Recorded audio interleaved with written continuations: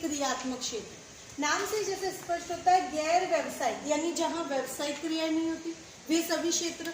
वे कौन कौन से क्षेत्र हैं? सबसे पहला है जनो उपयोगी सेवाएं, जनता के उपयोग के लिए सेवाएं जो सरकार जनता को प्रदान करती है, उन क्रियाओं का कैसे प्रबंधन किया जाता है। जैसे हमारे घर पर समय होते ही पानी आ जाता है, जैसे हमारे घर पे 24 घंटे बिजली उपलब्ध रहती है, हमें परिवहन के साधन उपलब्ध रहते हैं, संचार के साधन मोबाइल, टेलीफोन, इंटरनेट, ये सब कुछ उपलब्ध होता है। तो इन क्रियाओं का प्रबंध किस प्रकार किया जाता है, ये इस क्षेत्र में सम्मिलित होता है। जनोपयोगी सेवाओं में पानी, बिजली, गैस, परिवहन, संचार, चिकित्सा, इन सभी क्रियाओं का प्रबंध सरकार किस प्रकार से करती है ताकि जनता को बिना किसी रुकावट के, बिना किसी व्यवधान के ये सभी सुविधाएं निरंतर प्राप्त होती रहे। तो इन क्रियाओं का प्रबंध जनोपयोगी सेवाओं के प्रबंध में सम्मिलित है। उसके बाद में वातावरण प्रबंध, हमारे आसपास का वातावरण दूषित न रहे, प्रदूषण रोकने के उपाय क्या क्या किया जाए, ऐसे क्या उपाय अपनाए जाए कि शुरुआत से ही सभी अपने आसपास के वातावरण को स्वच्छ रखें, उन सभी क्रियाओं का प्रबंध इसके अंतर्गत सम्मिलित होता है। जैसा कि लिखा है, प्रदूषण रोकने संबंधी समस्त क्रियाओं का प्रबंध इसके अंतर्गत किया जाता है। शिक्षा प्रबंध, शिक्षा सुविधाओं का जन जन तक पहुंचना, उनका विकास एवं विस्तार करना, उनमें समय समय पर परिवर्तन या सुधार करना, इन सभी क्रियाओं का प्रबंध इस क्षेत्र में सम्मिलित है। शिक्षण प्रशिक्षण सुविधाओं के विकास एवं विस्तार से संबंधित सभी कार्य इसके अंतर्गत आते हैं। उसके बाद में प्रतिरक्षा प्रबंध, प्रतिरक्षा यानी सैन्य क्रियाओं से संबंधित विभाग जिसे कहा जाएगा, जहां सैन्य संगठनों की स्थापना, देश की सीमाओं की सुरक्षा के लिए सभी सीमाओं पर सैन्य टुकड़ियों को स्थापित करना, उनका समय समय पर प्रबंध संचालन करना, उनकी एक से दूसरे जगह पर शिफ्टिंग, ट्रांसफर इत्यादि करना, उन्हें बेसिक सुविधाएं उपलब्ध कराना, ये सभी क्रियाएं प्रतिरक्षा प्रबंध के अंतर्गत की जाती है और इनका सही तरीके से नियोजन इत्यादि करते हुए उनको अप्लाई करना इसके अंतर्गत आता है। न्याय प्रबंध, देश में न्याय व्यवस्था स्थापित करने के लिए कानूनों का निर्माण करना, उन कानूनों में समय समय पर कुछ बदलाव करना, लोगों को सही समय पर न्याय दिलाने संबंधी क्रियाएं, ये सब कुछ इसके अंतर्गत सम्मिलित होता है। उसके बाद में तकनीकी का प्रबंध, देश अन्य देशों से पिछड़ न जाए, नई नई तकनीकी का विकास विस्तार करता रहे, कुछ शोध अनुसंधान करता रहे, नई नई तकनीकों को अपनाता रहे, इसके लिए यहाँ पर तकनीकी क्रियाओं के विकास और विस्तार संबंधी कार्य किए जाते हैं और इन सभी क्रियाओं का प्रबंध करना इसके अंतर्गत सम्मिलित होता है। तो इस प्रकार गैर व्यावसायिक प्रबंध के क्रियात्मक क्षेत्र के अंतर्गत ये सभी क्रियाएं सम्मिलित है। यानी कुल मिलाकर के आम जनता के लिए जो भी सुविधाएं सरकार द्वारा जनता को उपलब्ध कराई जाती है या देश के विकास विस्तार के लिए सरकार द्वारा जो काम किए जाते हैं, उन सभी को इसके अंतर्गत सम्मिलित किया गया है।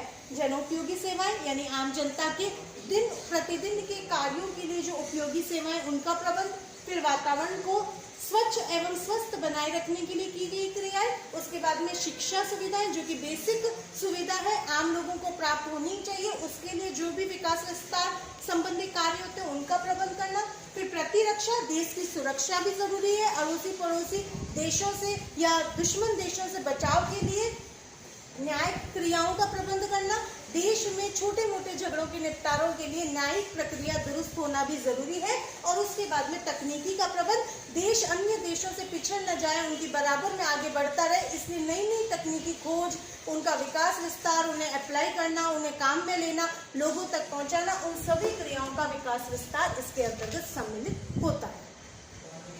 अब अगला है प्रबंध के नवीन क्रियात्मक क्षेत्र। व्यवसाय के ही क्षेत्र है लेकिन नवीन, यानी समय के बदलाव के साथ ये सारी क्रियाएं भी व्यवसाय में जुड़ चुकी है। अभी तक हमने पढ़ा प्रबंध के व्यावसायिक प्रबंध के क्रियात्मक क्षेत्र, यानी ऐसे सभी उपक्रम जो व्यवसायिक कार्य करते हैं वहां पर प्रबंध के क्रियात्मक क्षेत्र कौन कौन से। फिर उसके बाद में हमने पढ़ा गैर व्यावसायिक प्रबंध के क्रियात्मक क्षेत्र, यानी वे सभी क्षेत्र जहां पर व्यावसायिक क्रियाएं नहीं की जाती, वहां प्रबंध किस प्रकार किया जाएगा। और अब हम पढ़ रहे हैं प्रबंध के नवीन क्रियात्मक क्रियात्मक क्षेत्र, यानी ऐसे नए नए क्षेत्र जो व्यावसायिक क्रियाओं से जुड़े तो हैं लेकिन आधुनिक समय में वे जुड़ते जा रहे हैं। अब इनकी जरूरत ज्यादा महसूस की जा रही है, अब इनका उपयोग ज्यादा किया जा रहा है। तो इन सभी क्षेत्रों में प्रबंध किस प्रकार सम्मिलित है। अब है सार्वजनिक उपक्रमों का प्रबंध। वे सभी उपक्रम जो सरकार द्वारा आम जनता के लिए स्थापित किए गए वे सार्वजनिक उपक्रम कहलाते हैं, यानी जिन पर किसी निजी व्यक्ति का अधिकार नहीं है, सरकार का अधिकार है, और जो जनता की भलाई के लिए उनके उपयोग के लिए सरकार ने स्थापित किए, उनका प्रबंध किस प्रकार किया जाए। क्योंकि एक सार्वजनिक उपक्रम है तो सरकार को ही इसका देखरेख करना है, सरकार को ही इसे लाभों में चलाना है, सरकार ही इसे जनता की भलाई के लिए यहाँ पर उत्पादन करती है। तो इन उपक्रमों का प्रबंध किस प्रकार किया जाए, जैसे BSNL है, रेलवे है, ये सारे उपक्रम सार्वजनिक उपक्रम है, तो सरकार इनका प्रबंध किस प्रकार करेगी। निर्यात आयात प्रबंध, देश में कुल होने वाले आयातों एवं निर्यातों का प्रबंध किस प्रकार किया जाए। कितना माल एक साल में आयात किया जा सकता है, कितने मूल्य का माल निर्यात करने की अनुमति है, किसी देश के साथ हमारे आयात निर्यात संबंधी सौदे या समझौते क्या क्या हो सकते हैं, उस देश से कुल कितना आयात किया जाएगा, उस देश को कुल कितना निर्यात किया जाएगा, ये सभी नीतियां सरकार को बनानी होती है। यह देखते हैं कि हमारे देश में विदेशी मुद्रा का अर्जन कितना होगा और हमारे देश की मुद्रा बाहर कितनी चली जाएगी। इन सभी को ध्यान में रखते हुए निर्यात आयात क्रियाओं का प्रबंध किया जाता है। उसके बाद में विनियोग प्रबंध, देश में अलग अलग सेक्टर्स में अलग अलग कार्यों के लिए कितना निवेश किया जाएगा, ये निवेश की जाने वाली राशि कहां से प्राप्त की जाएगी, किन किन बाहरी देशों से सहायता ली जाएगी, या देश में किस प्रकार से इन राशियों को जुटाया जाएगा, इन सभी के बारे में यहाँ पर निर्णय लिया जाए।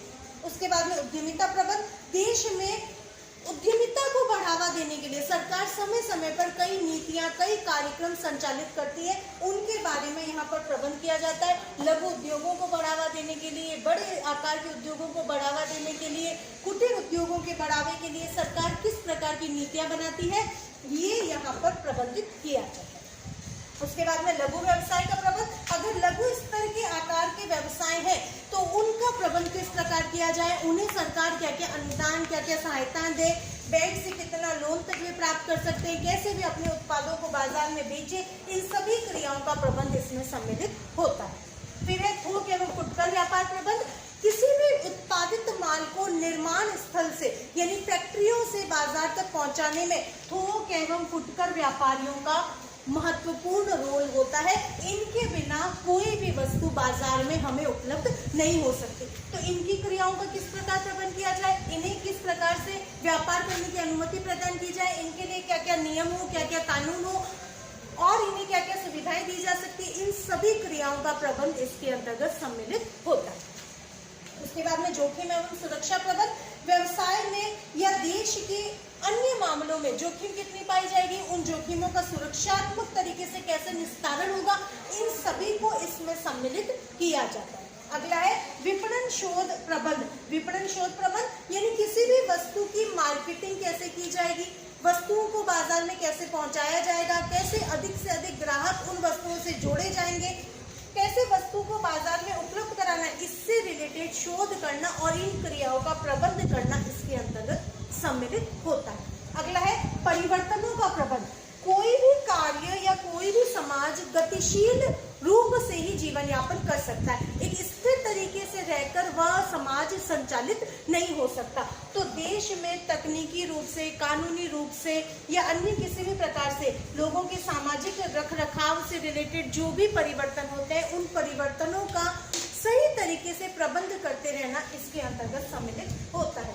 और सबसे आखिर में समय का प्रबंधन, ज्ञान का प्रबंधन। आपके पास में कितना समय है, आप उस समय में कितने अचीवमेंट्स प्राप्त करना चाहते हैं, किस उद्देश्य को प्राप्त कर लेना चाहते हैं, उसका प्रबंधन करना। और अंत में है ज्ञान का प्रबंधन कि किस ज्ञान को किस प्रकार प्राप्त करना है, कैसे उसकी एक शाखा के रूप में उसे स्थापित किया जाए, कैसे उसका एक सिलेबस बनाया जाए, किस प्रकार उसको प्राप्त किया जाए, इन सभी से रिलेटेड क्रियाएं इसमें सम्मिलित होती है। तो इस प्रकार ये प्रबंध की नवीन क्रियात्मक क्षेत्र है, यानी इन सभी पर भी अब ध्यान दिया जाने लगा है और इन क्रियाओं का भी प्रबंध किया जाने लगा।